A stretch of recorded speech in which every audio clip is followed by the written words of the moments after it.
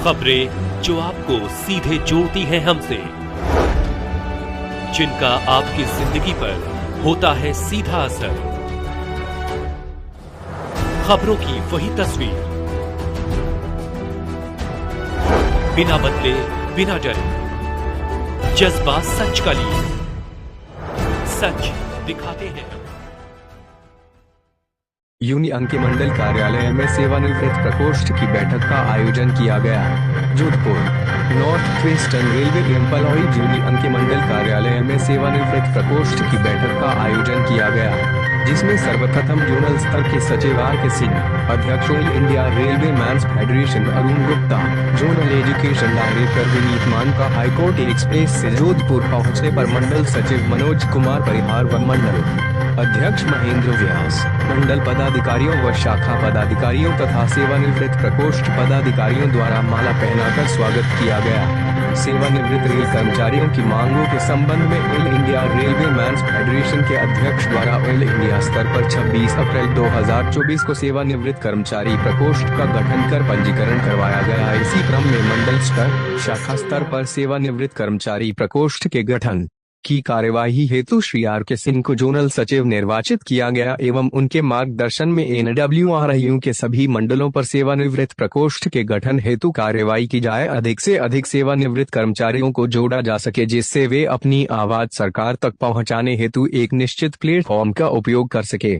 Shri R K. Singh zonal सचिव जोधपुर मंडल पर सेवानिवृत्त प्रकोष्ठ के गठन एवं इसके कार्यक्षेत्र संबंध में सेवानिवृत्त कर्मचारियों से चर्चा करते हुए श्री सिंह ने कहा कि जोधपुर मंडल पर सेवानिवृत्त प्रकोष्ठ लंबे समय से कार्य कर रहा है और उनके कार्य पर संतोष भी व्यक्त किया। शाखा स्तर पर गठन हेतु निर्देश दिए। श्री विनीत मान द्वारा संबोधित करते हुए बताया कि सेवानिवृत्त कर्मचारियों के ज्वलंत मुद्दे जैसे है नोशनल इंक्रीमेंट, कम्यूटेशन, वसूली की सीमा संबंध, पेंशन विसंगतियां और हाल ही में पेंशन अधिनियम जो सरकार द्वारा तैयार किया गया है, उस पर विस्तार से चर्चा की गई। श्री अरुण गुप्ता जोनल अध्यक्ष AIRF ने अपने संबोधन में सेवानिवृत्त रेल कर्मचारी जो रेलवे द्वारा अनुबंधित प्राइवेट हॉस्पिटलों में विशेष चिकित्सकों द्वारा जो आउटडोर इलाज की सुविधा लेना चाहते हैं, वे सुविधा उपलब्ध करवाने का कार्य भी किया, लेकिन चिकित्सकों द्वारा लिखी गई दवा लेने हेतु कर्मचारियों को रेलवे हॉस्पिटल में आना पड़ता है। इस संबंध में भी चर्चा की गई कि दवा अनुबंधित चिकित्सालय से ही उपलब्ध करवाई जाए।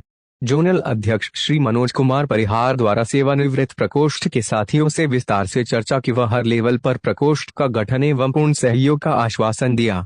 श्री महेंद्र सिंह भाटी व शाखा सचिव कार्यशाला श्री मदन लाल गुर्जर ने भी अपने विचार व्यक्त किए।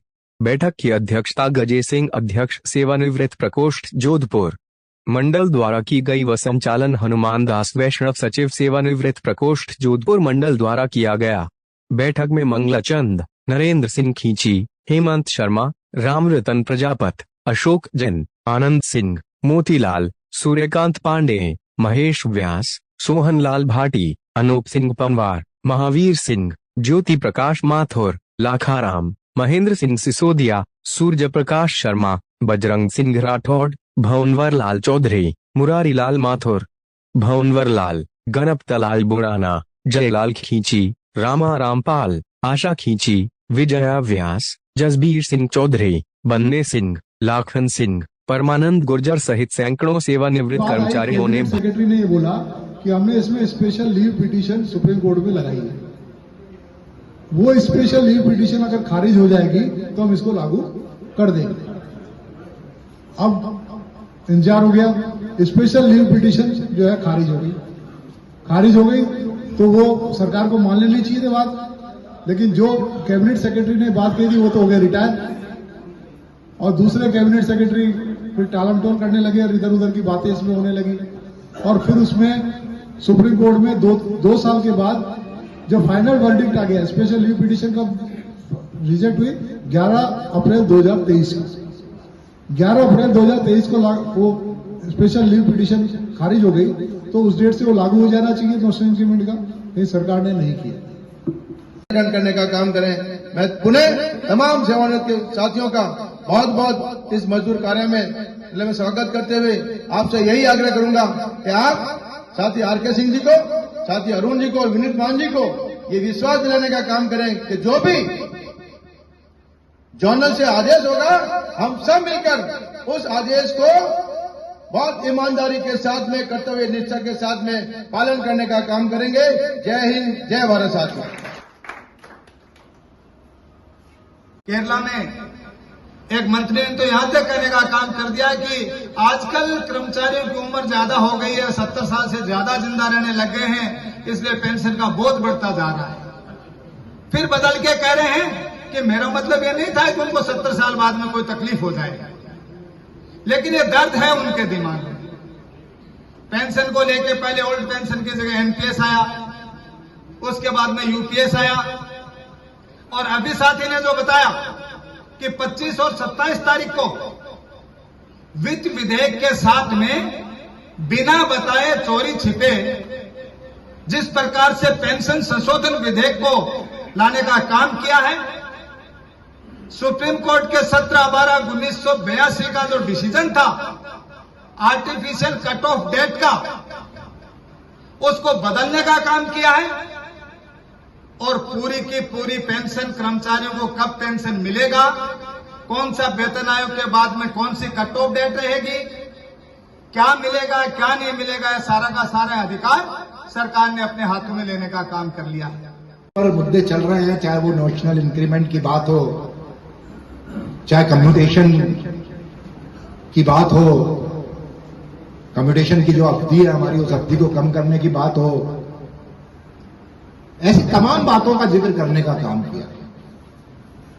मैं उसमें दोबारा उसे रिपीट नहीं करना चाहता। उसमें एक चीज मान साहब से रह गई है, उसको भी मैं सप्लीमेंट कर देना चाहता हूं कि साथियों, अभी आप सब जानते होंगे कि रेलवे बोर्ड ने एक आदेश जारी किया।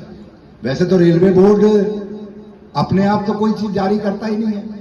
जब तक हमारी मांग ना हो, कर्मचारियों की मांग ना हो, फेडरेशन की लड़ाई ना हो, फेडरेशन का उसके ऊपर दबाव ना हो, तब तक बोर्ड कुछ जारी करता नहीं। हम लगातार ये बात कहते आ रहे हैं। प्रशासन कागजों पर तो लिखता रहता है कि हम जितने भी हमारे रिकॉग्नाइज्ड हॉस्पिटल हैं, निजी हॉस्पिटल हैं, उनमें हम कर्मचारियों को भेजना शुरू कर देंगे। ये कई बार उनके प्लानिंग आते रहते हैं, लेकिन कभी इंप्लीमेंट नहीं होगा।